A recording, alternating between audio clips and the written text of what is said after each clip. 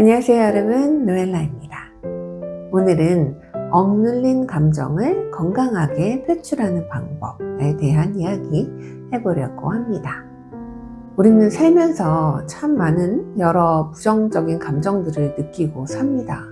그런데 이런 감정들을 계속해서 억누르거나 표현하지 않으면 마음속에 계속 쌓여서 회복되지 않는 상처가 될 수도 있는데요.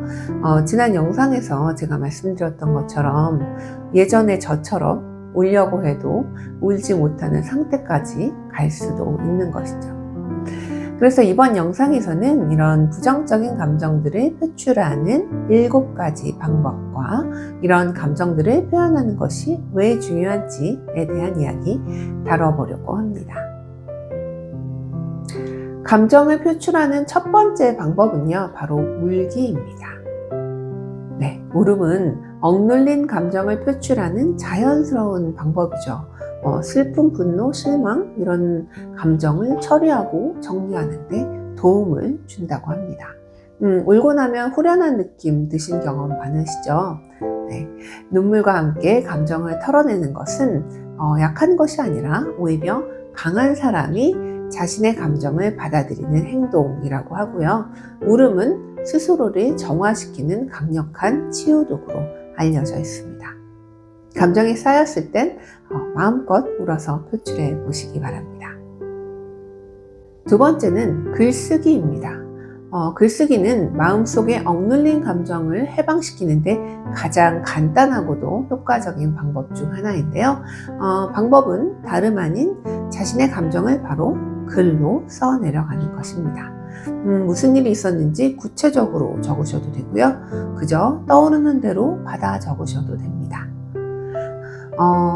너무 화가 나서 욕을 쓰고 싶으시다면 욕을 쓰시는 건 굉장히 좋습니다.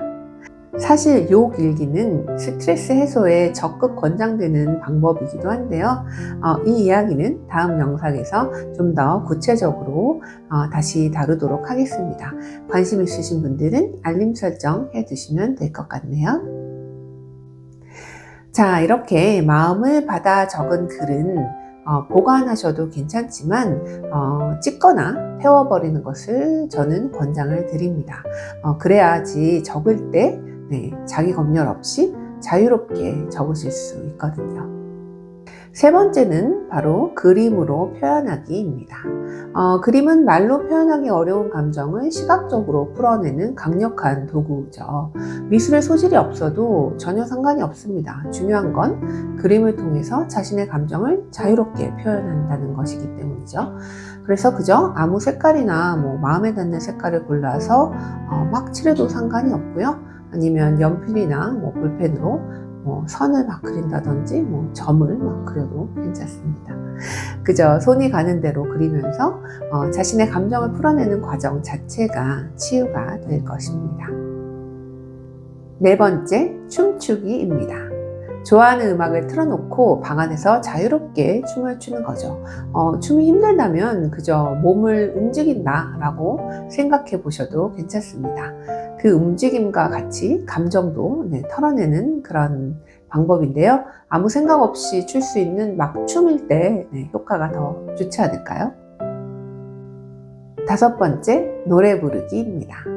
스트레스 받을 때 막 노래방 가서 노래 막 부르고 나면 스트레스가 풀리는 경험 해보신 적 있으시죠? 이렇게 노래를 부르는 것도 감정을 해소할 수 있는 좋은 방법 중 하나입니다.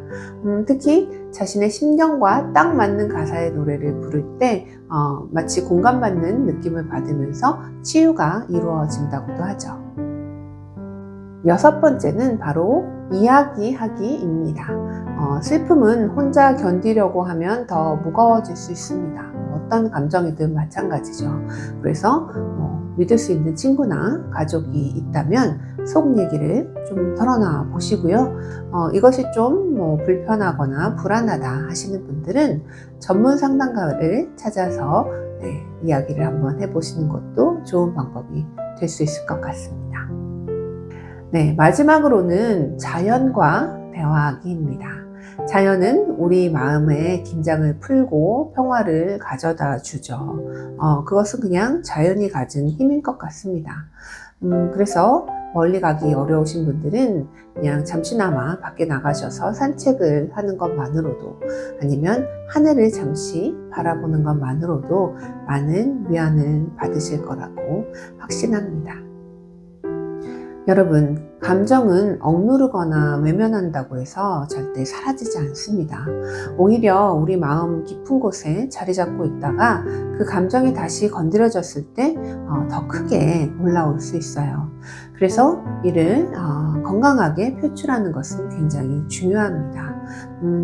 물건을 때려 부신다든지 악플을 단다든지, 너무 많이 먹어서 폭식을 해서 자신의 건강을 해친다든지 이런 방법들로 풀지 마시고요. 지금 제가 말씀드렸던 한 7가지의 방법들 한번 실행해 보시면 더 건강하게, 더 평화롭게 감정을 해소하실 수 있을 거라고 생각됩니다.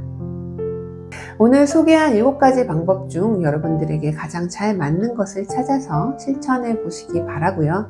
이를 통해서 여러분의 마음이 조금이라도 가벼워지시길 바랍니다. 다음 영상에서는 이 7가지 방법들 중 일부를 구체적으로 다뤄보도록 하겠습니다. 오늘 말씀드린 방법 말고도 여러분들 또 다른 좋은 방법이 있다면 댓글로 공유 부탁드립니다.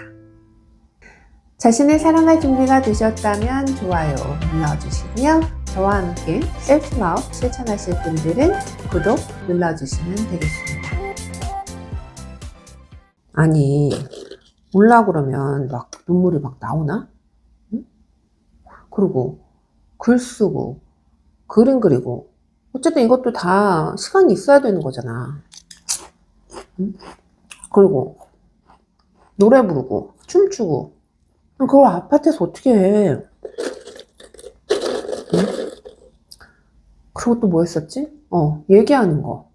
그리고 나 얘기를 막 들어주세요 하는 것도 좀 그렇잖아. 응? 감정 쓰레기통 취급하는 것 같고, 그 사람을. 뭐, 그래서 상담사한테 가자니, 그것도 뭐 보통 일은 아니고. 오늘 같은 날은 날씨도 안 좋아서, 비 오고 그래서 밖에도 못 나가요.